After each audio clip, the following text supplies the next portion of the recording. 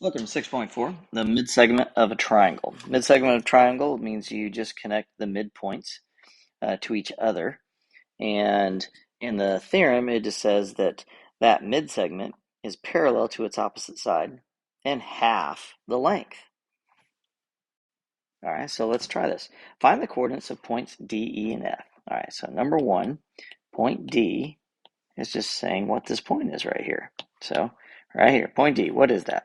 Well, that should be at 1, 2, 3, 4, -4, and down 2, so -2. And E is at -2 and 0.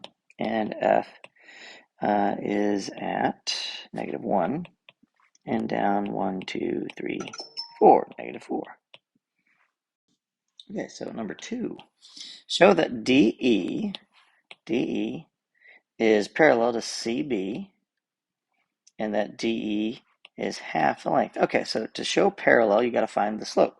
So the slope of DE, so you take D and E, find the slope, so -2 minus 0, y minus y over x minus x. So -2 over, change would be -2 or 1. All right, and then we find the slope of CB. CB. All right, so C, you got to know those coordinates is at 1, 2, 3, -3, and down -6, and B is at 1, -2. So those slopes are -6 minus a -2, and a -3 minus 1.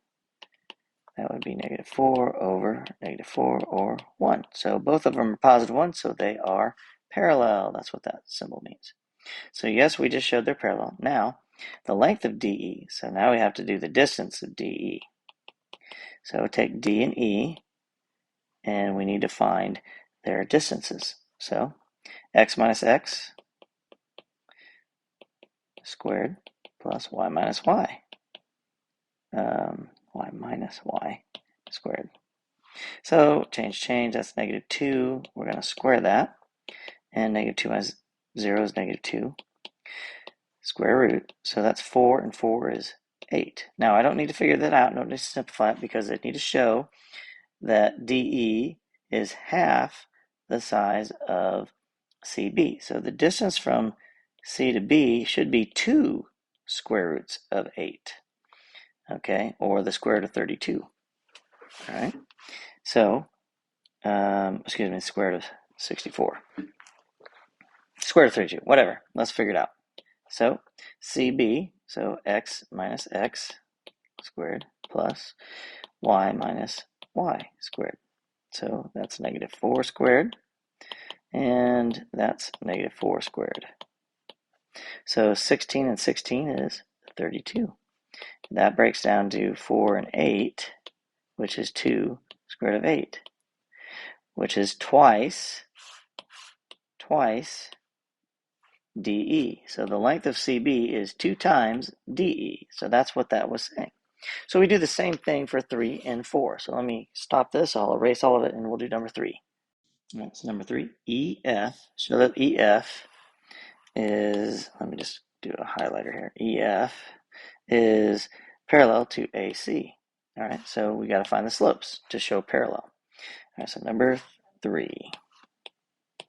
So the slope of EF, and we got to get the coordinates. So E is at -2, 0, and F is at -1, -4.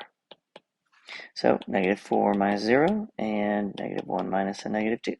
Y minus y and x minus x. So -4 over 1, which is -4. Now we do the slope of AC. So A is at -5, 2, and C is at -3, -6, which we already have that. So those slopes are 2 minus a -6 and -5 minus a -3. Change. 8 over -2 or -4. So yes, they're parallel. All right, now we have to do distance of EF.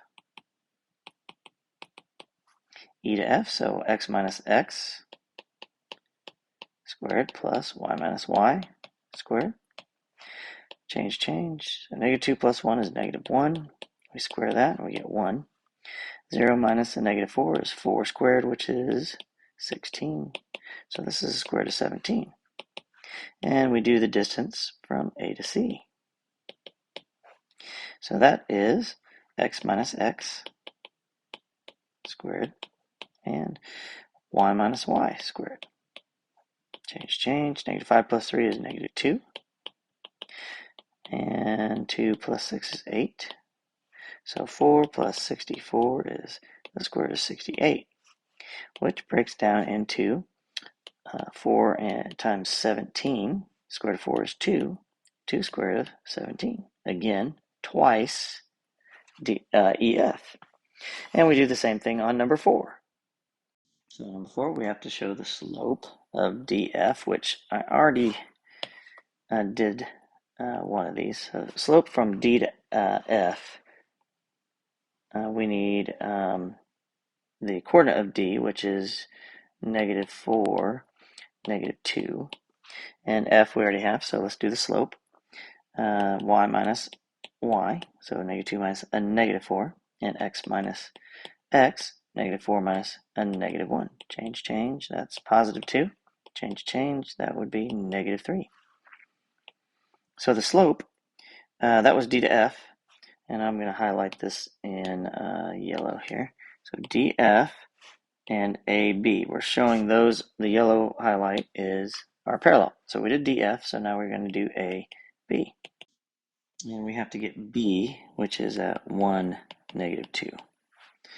Okay, so y minus y, 2 minus a negative 2, and x minus x, so negative 5 minus 1. So we get, change is 4, that's negative 6, which reduces to negative 2/3. So those two are the same, they are parallel. Now we do the distance again. Distance from D to F, so x minus x squared plus y minus y squared. Change, that's negative 3 squared. Change, that's positive 2 squared. Negative 3 squared is 9. 2 squared is 4. That's the square root of 13. All right, now let's do the distance from A to B. X minus x squared and y minus y squared. So that's negative 6 squared. And change, that's 4 squared. So that is 36 plus 16, or that'll be 52. All right, so that's the same thing as 4 times 13, which square root of 4 is 2. So we get 2 square root of 13, which is twice DF. All right, so those are the first 4. That's how you prove slopes or those lines are parallel, and also that one is half of the other or double the other. All right, number 7. DE is a midsegment. All right, so DE is a midsegment of the triangle. Find the value of x. All right, so midsegments connect midpoints. So if E is a midpoint, that means those two segments are the same, and x equals 6. So here, DE is a midsegment, E is a midpoint, so that means those two segments are the same. So x is 8. Okay, DE is a midsegment again. So now DE compared to BC. Well, the smaller segment is half of the larger segment. So if the larger segment is 26, that means x is half of that, 13. And if you have the smaller segment, then the bigger segment is twice the smaller segment. So x must be 10. All right, number 11. All right, xj.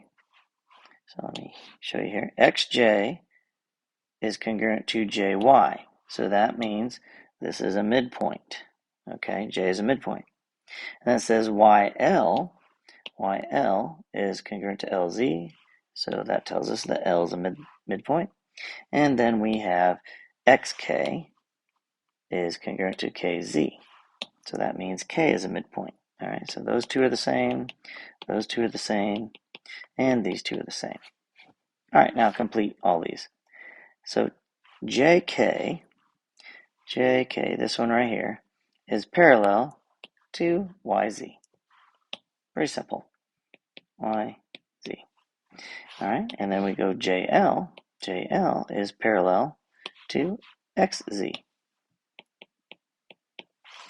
And then we go to XY.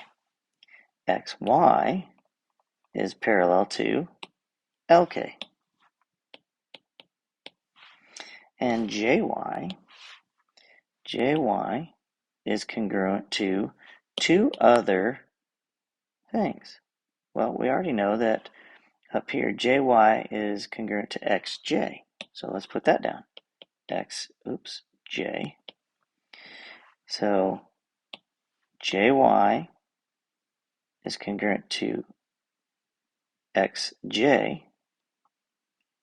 So that means LK is the same as each of those, because LK is half of this overall. LK here is half of this length. Well, JY is half that full length, and XJ is half that full length. So that means all three of those segments are the same. So LK is also half of the whole thing. All right, so let me erase this stuff. Good. All right, now we go on in JL. So now we are at JL. It's congruent to XK and KZ, because JL is half this whole length. So now we can write XK and KZ. And then we go to JK. JK is the same as YL and LZ.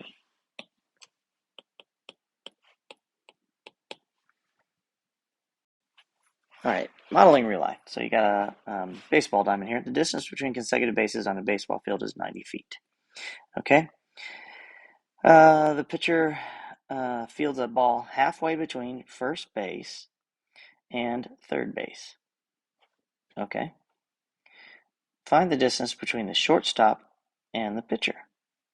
Okay. So this length is 90. So that means each of these are half of that. So 45 and 45. But so is the midsegment. That's 45. Okay. So now this distance is 90. So that means this is 45 and that's 45, which means also the midsegment is 45, and that is the distance from the pitcher to the shortstop. 45 feet. Oak Street intersects Walnut Street, okay, at the midpoints. A parade float starts at point S and travels up Walnut Street to Oak Street. So up here to Walnut Street, and then Oak Street to Maple Street, that direction. And then Maple Street to Spruce Street, and Spruce Street to the starting point. All right, so how far do they travel? All right, so Oak Street right here is half of Spruce Street because it's a mid-segment. All right, so if Spruce Street is 1.8, Oak Street is 0.9. And these are endpoints, or excuse me, midpoints right here. So that splits each of those. So Walnut Street, this is 0.9, what they traveled. And then the Maple Street, they traveled half of Maple Street because this is a midpoint. So that's 0.45. All right, and then they went all the way down Spruce Street, 1.8. So what do we have here? They went 0.9 plus 0.9 plus 0.45, and then plus 1.8. So you add all those together. 0.9 is 0.18, or excuse me, 1.8 plus the 0.45, so 5, 12. So that's 2.25. So now you got 2.25, and we add the last 1.8 to it. 5, 10. So 4.05 miles is how much they marched. And the last question, what'd they do wrong? DE is half of BC. So by the triangle midsegment theorem, AD is congruent to DB. and AE is congruent to EC. Okay, so in general, that's correct, except you don't know that DE is actually parallel to BC. So you have to have a few things. Number one, D and E have to be midpoints. You have to understand that they're midpoints. And just because they're parallel doesn't mean you hit at midpoints. I mean, you could be parallel down here. Those are definitely not midpoints. So not only do you need to have the midpoints, but you also have to have something saying that they're parallel. Okay? So there's not enough information here to say that this last part here, AD is congruent to DB and AE is congruent to EC.